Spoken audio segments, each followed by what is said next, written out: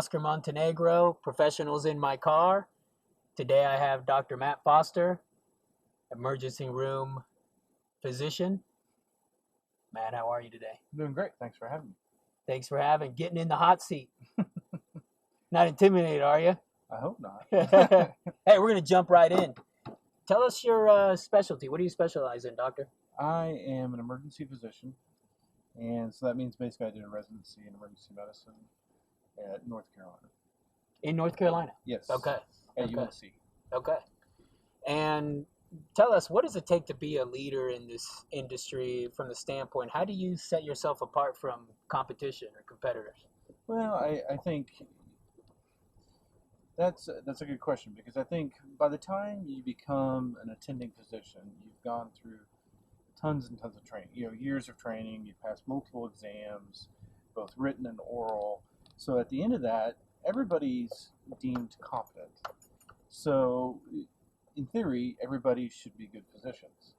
But what you need to do, I think, really to be a leader is take it a step further and become more invested in the group or in the practice. Really, to be a good leader in this, you need to take it a step further than just being a worker bee. What does it take to be a leader of people from the standpoint of how do you get folks to execute on the common goals of whether it be a hospital, a clinic, or a private practice? To me, the way you do that is, we kind of talked about that earlier, really having a good mission statement and a vision statement. And we would do that for the medical staff. And I think everybody needs to know what is the mission of the hospital, what is the mission of each specialty in the hospital, and what's your vision on how are you going to get it. And it's a very abstract thing when you just kind of talk about it. Right. But what we would do is put it in writing and actually put down what is your mission and how are you going to reach that mission? How's your vision to get to that? And really, when you do that, that helps people focus because they're all on the same page and they can see, oh, well, that's what I need to do to get to where I want to go.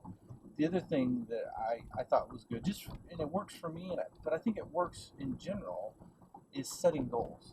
Set a short-term goal and then a long-term goal. And for us, we just set the short-term goal is something that's obtainable in 6 months. And it needs to be something that's measurable. Sure. Because if you can't measure it, then there's no way to really tell whether you met your goal. And then have a long-term goal. And the other thing, too, I really think it was good for us, is we let everybody know what our goals were. So let everybody know, that way they help keep you accountable. Yeah. And, if everyone else knows what your goals are, and you have to announce whether you've met those goals in front of everybody else, and these are all your colleagues. Sure. I mean, sometimes superiors, the CEO of the hospital, but also colleagues.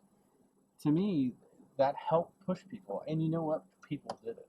How do you take some of these leadership competencies that you've talked about and duplicate yourself and make other successful emergency room doctors, physicians? Well, I think me personally, I always view one of the most important things of leadership is you got to do it yourself. If you expect excellence out of others, number one, you need to do it yourself. So model the way is what you're saying. Exactly. I think you lead the way, and particularly with physicians.